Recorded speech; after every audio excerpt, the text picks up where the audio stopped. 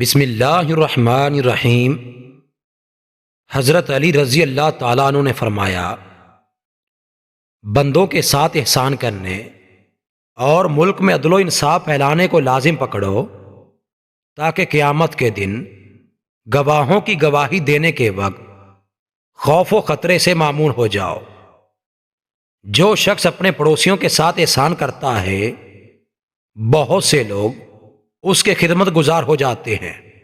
جب دنیا کی کوئی چیز چلی جائے تو اس پر غم نہ کر، اور جب کسی کے ساتھ احسان کرے تو اسے مت جتلا۔ احسان کو ضائع کرنا بہت بڑی مصیبت اور امانت میں خیانت کرنا نہایت بڑی خیانت ہے۔ احسان ایک قسم کا توق ہے جو شکر یا بدلہ دینے سے کھل سکتا ہے۔ جو شخص اپنے احسان کو جتلاتا ہے وہ اسے ضائع اور برباد کر دیتا ہے۔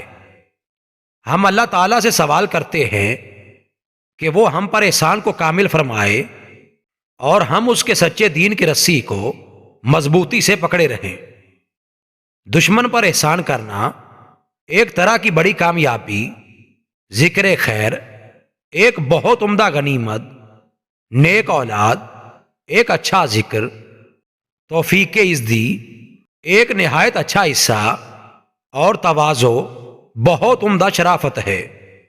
احسان کرنے سے لوگ غلام اور حسن سیرت سے ساتھی مانوس ہو جاتے ہیں۔